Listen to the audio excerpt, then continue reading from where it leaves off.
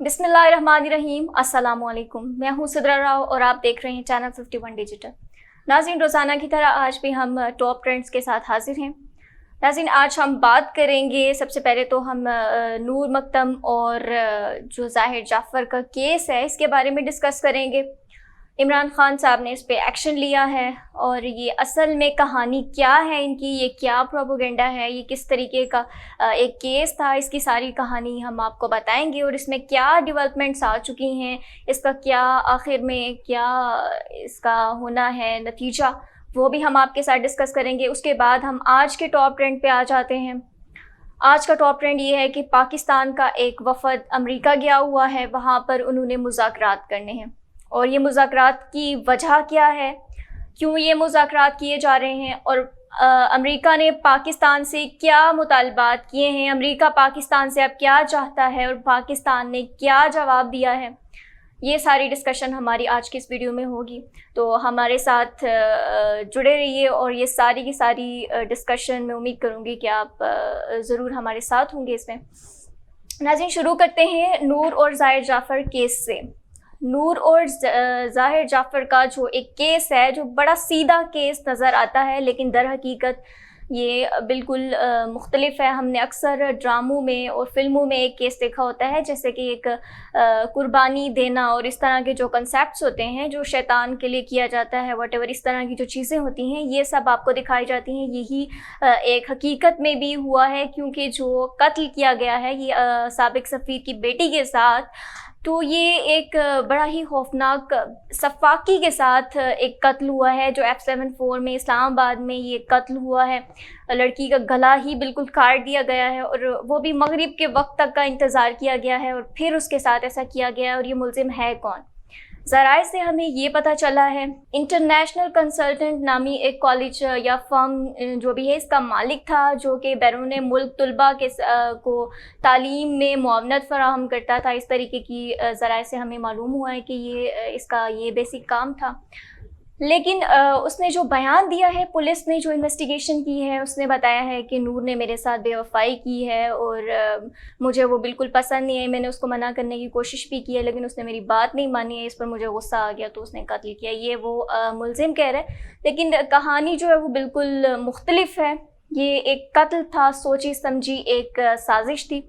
और उसके बाद ये भी कहा जा रहा है कि ये बड़े स्ट्रॉन्ग फैमिली के से है और इसका ताल्लुक़ बड़े मजबूत ख़ानदान के साथ है, जिसकी वजह से उसने ये सारी हरकतें की हैं। इस पे वज़ीर आज़म ने जब लाइव कॉल ली हैं जी, तो ये इमरान खान साहब जो कि पहले वज़ीर आज़म हैं, जो आवाम को लाइव कॉल पे लेते हैं, उनसे डिस्कशन, जो भी छोटे छोटे भी केसेस, कुछ भी कोई भी ऐसा वाक़या होता है, आवाम उनसे सवाल करती है तो वो सवाल का जवाब देते हैं। तो नूर के केस के बारे में भी उनसे सवाल किया गया तो इमरान खान की जो बॉडी लैंग्वेज थी वो देखने वाली थी।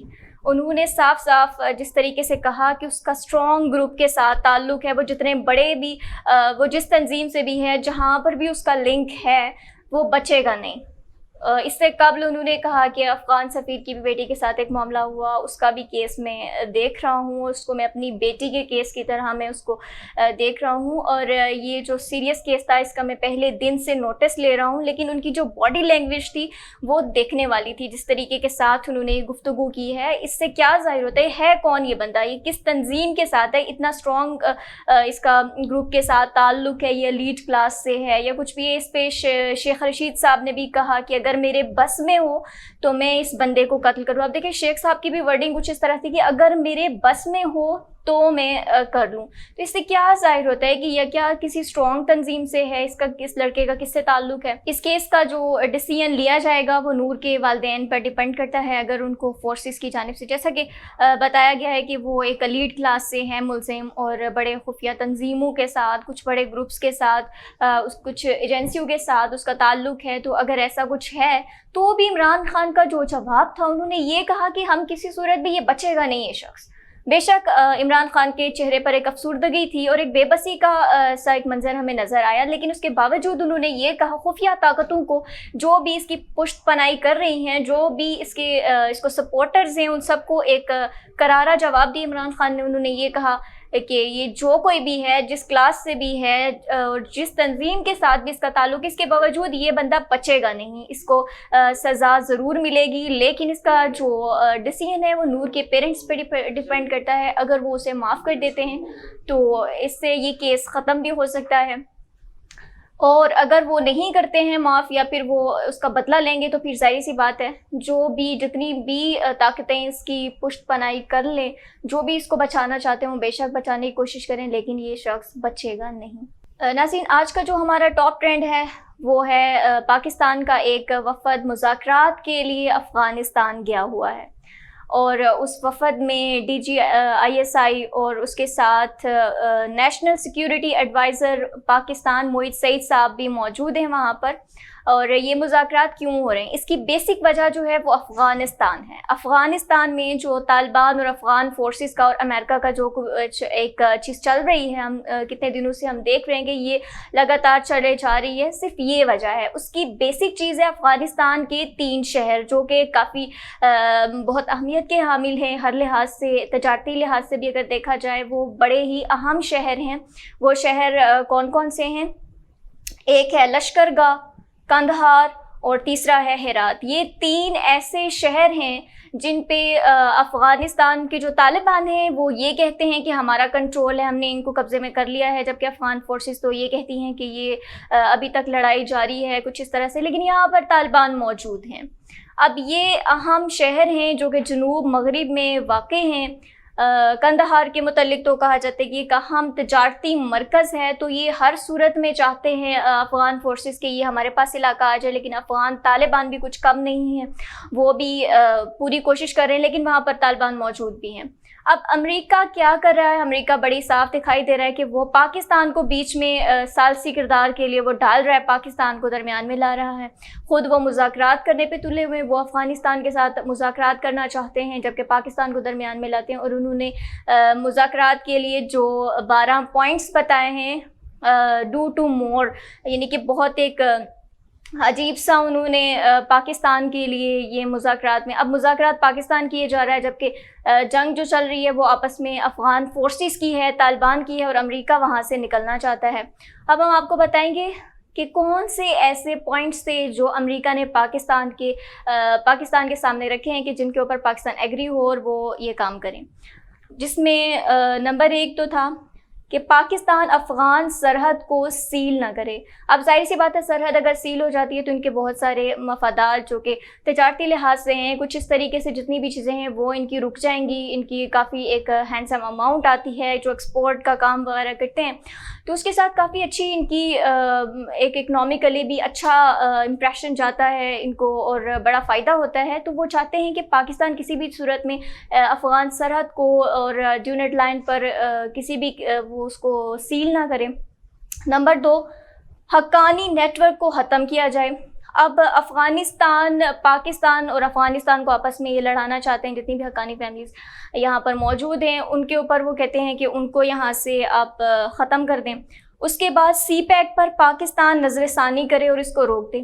اب سیدھی سی بات سامنے، جب سی پیک کا نام لیا گیا اس میں چائنا کو سیدھا فائدہ ہوتا ہے کیونکہ چائنا نے بہت انویسٹ کیا ہوا ہے اس کے اندر، لیکن وہ چاہتے ہیں کہ کسی طریقے سے سی پیک رک جائے۔ اب سی پیک اگر امریکہ کبھی بھی نہیں چاہے گا کہ چین کو فائدہ ہو اور چین اکنامکلی آگے آ جائے، اس کی اکانومی لیول آگے بڑھ جائے، امریکہ ہمیشہ سے اس کے خلاف رہا ہے۔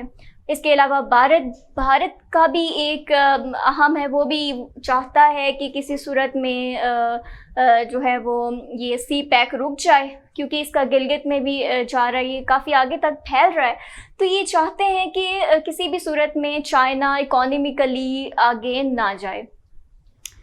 اس کے بعد یہاں پر حال ہی میں نکالی گئی 29 NGOs کو دوبارہ کام کرنے کی اجازت دیں جو کہ پاکستان نے بین کر دی تھی۔ کچھ ایسی NGOs تھی جو کہ ایجنسیز کے لیے کام کرتی تھی، جو بیرونی ممالک کے لیے بھی کام کرتی تھی، کچھ اس طرح سے ذرائع سے پاکستان کو معلوم ہوا تو پاکستان نے اس کے اوپر بین کر دیا، لیکن اب وہ چاہتے ہیں کہ پاکستان ان سے بین ہٹا دے تاکہ دوبارہ سے جو اس طریقے کی چیزیں وہ پھر سے جاری ہو جائیں اور ان لوگوں کے جو نیٹ ورک تھا آپس میں وہ اسی طرح سے قائم رہے۔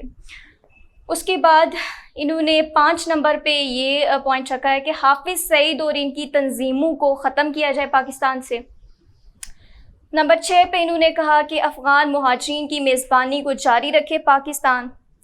यानी कि अब भारत के अफ़गानिस्तान के अंदर काफ़ी अच्छा उन्होंने इन्वेस्ट किया हुआ है, काफ़ी अच्छी इनको वहाँ से इनकम होती है हर तरीके के साथ। अब अमेरिका तो जैसे कि अफ़गानिस्तान से अब जा रहा है, लेकिन वो चाहता है कि पाकिस्तान के ज़रिए भारत जो है अपने पंजे गाड़ ले अफ़गानिस्तान के अंदर, ताकि उनका वहाँ पर जो एक होल्ड है वो कायम रहे।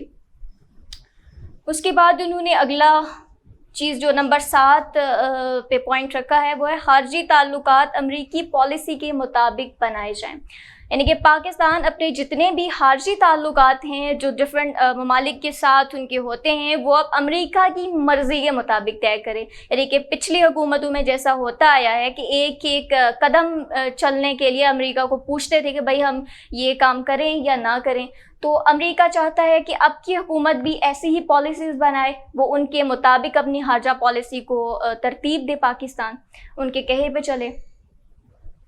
यानी कि अब अमेरिका बताएगा पाकिस्तान को कि उसको किसके साथ ताल्लुक़ अच्छा रखना है, किसके साथ अपनी बिगाड़ के रखनी है। वो हमें बताएंगे कि पाकिस्तान का मफाद किस चीज़ में है और कहाँ पर उसको लॉस है। और ये समझी इस सीधी सीधी एक चाल नज़र आती है।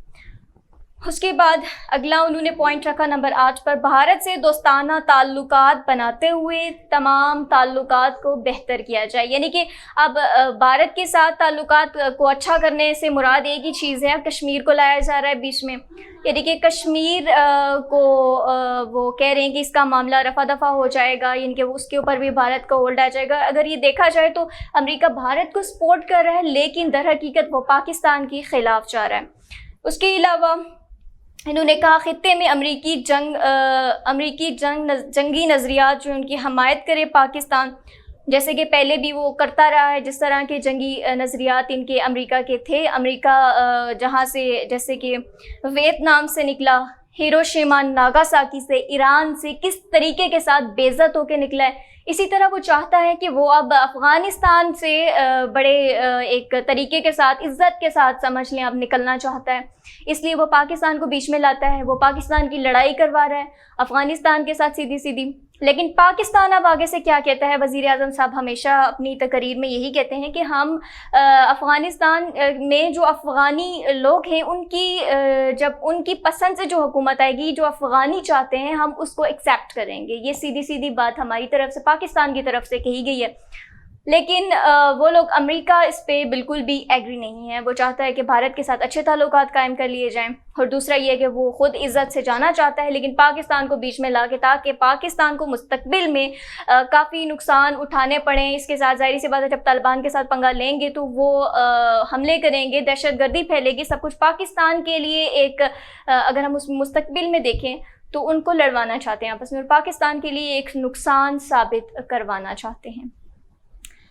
अगला पॉइंट था कि अफ़गानिस्तान में पाकिस्तान भारत को साथ लेकर चले और इसके किरदार को तस्लीम करे। यानी कि अफ़गानिस्तान के खिलाफ जो भी चीज़ें की जाएं, पाकिस्तान अफ़गानिस्तान के ख़िलाफ़ हो जाए, लेकिन उसके साथ साथ वो भारत को भी बीच में यानी कि रखे। वो चाहते हैं कि ख़ुद तो वो निकल जाएं अफ़गानिस्तान से, लेकिन वो चाहते हैं कि भारत वहाँ पर रहे और वहाँ पर उसका कंट्रोल और होल्ड उसी तरीके से रहे, और किसी सूरत भी वो ड्यूनेट लाइन को सील करवाने के हक़ में नहीं है। उसके बाद अगला है कि 11 नंबर पे जो पॉइंट उन्होंने दिया है वो तालिबान को कम अज़ कम पर राज़ी करे और इनकी फैमिलीज़ के ज़रिए इन पर दबाव डाला जाए। यानी कि पाकिस्तान में अब जैसे कि तालिबान मौजूद हैं, इनकी फैमिलीज़ भी मौजूद हैं, अफ़गानिस्तान से मुहाजिरीन काफ़ी तादाद में पाकिस्तान आए हुए हैं और यहाँ पर रह रहे हैं, तो वो चाहते हैं कि इनकी फैमिलीज़ पर पाकिस्तान दबाव डाल दे, फैमिलीज़ का प्रेशर दे तालिबान को, ताकि वो पीछे हट जाएँ। अब पाकिस्तान को वो बीच में एक रगड़ा देना चाहते हैं। वो चाहते हैं कि पाकिस्तान जो है वो इनकी फैमिलीज़ पे, तालिबान की फैमिलीज़ पे कंट्रोल, इनके प्रेशर डाले, ताकि तालिबान अफ़गानिस्तान से बैक करें। और दूसरा ये कि वो कहते हैं कि अफ़गानिस्तान के मुहाजिरीन को पाकिस्तान से वापस ना भेजा जाए और यहीं पे उनकी आमद लगी रहे, ताकि जो है वो इनका भी एक नेटवर्क चलता रहे। اس کے بعد افغان حکومت کا پاکستان ساتھ دے. بھائی عمران خان صاحب نے صاف صاف کہہ دیا ہے کہ جو افغانستان میں افغانیوں کی پسندیدہ حکومت بنے گی ہم اس کو تسلیم کریں گے. اس کے ساتھ جس طریقے کی وہ حکومت ہوگی اس کے مطابق ہی ان کے ساتھ پالیسیز بنائی جائیں گی, ان کے ساتھ ویسے ہی خارجی تعلقات رکھے جائیں گے. لیکن امریکہ چاہتا ہے کہ وہ افغان حکومت کا ساتھ دے, نہ کہ طالبان کے ساتھ لڑے اور افغان حکومت کا ساتھ دے. اب اگر اس ساری گفتگو کا میں آپ کو اس نتیجے پر میں بھی پہنچتی ہوں کہ یہ سارا جو وفد بلایا گیا ہے, یہ سارے جو پوائنٹس رکھے گئے ہیں پاکستان کے سامنے, وہ سیدھی ایک ہی چیز ہے. وہ چاہتے ہیں کہ پاکستان افغانستان فورسز کا ساتھ دے کیونکہ اور طالبان جو ہیں ان کے خلاف ہو جائے, اور افغانستان کے جو طالبان ہیں جب پاکستان آپس میں جب لڑیں گے تو ظاہر سی بات ہے پاکستان میں نقصان ہوگا. اور دوسری بات یہ ہے کہ طالبان پر یہ لوگ فضائی حملے کرتے ہیں کیونکہ طالبان جو ہے وہ جو زمینی لڑائی ہے, گراؤنڈ لیول کی جو بھی فائٹنگ ہوتی ہے اس میں تو وہ بڑے اچھے طریقے سے اس کو جواب دیتے ہیں, جوابی کارروائی کرتے ہیں. لیکن جو ان کے پاس ابھی بتایا جا رہا ہے کہ افغانستان کی جو فورسز ہیں ان کے پاس 30 پائلٹ رہ گئے کیونکہ وہ لوگ حملے کرتے ہیں تو پھر طالبان بھی ان کو بیک سے وہ کرتے ہیں, ٹارگٹ کا نشانہ بناتے ہیں. زیادہ ان کے پائلٹس کو ہی کر رہے ہیں کیونکہ وہ فضائی حملے کا جواب تو نہیں دیتے. تو امریکہ بھی ان پر ڈرونز کے ذریعے ہی حملے کرتا تھا, اور اب وہ لوگ یہ چاہتے ہیں کہ افغانستان کے طالبان اور پاکستان آپس میں لڑتے رہیں, اور یہ ان کے لیے ایک فائدے کی کڑی ثابت ہوگی. ظاہر سی بات ہے پاکستان کے بھی کسی صورت میں یہ نہیں چاہتے کہ پاکستان آگے بڑھے, پاکستان ترقی کرے, اور اس سے پاکستان کے اندر ایک دہشت گردی کا سلسلہ ہمیشہ جاری رہے گا. جی ناظرین, میں امید کرتی ہوں کہ آج کی ڈسکشن آپ کو بڑی پسند آئی ہوگی, اور آگے اس کو زیادہ سے زیادہ شیئر کیجیے اس میسج کو, اور دیکھتے رہیے چینل 51 ڈیجیٹل. ہمارا چینل سبسکرائب کرنا مت بھولیے, اور اسی کے ساتھ اپنی میزبان سدرا راؤ کو دیجیے اجازت. اللہ نگہبان.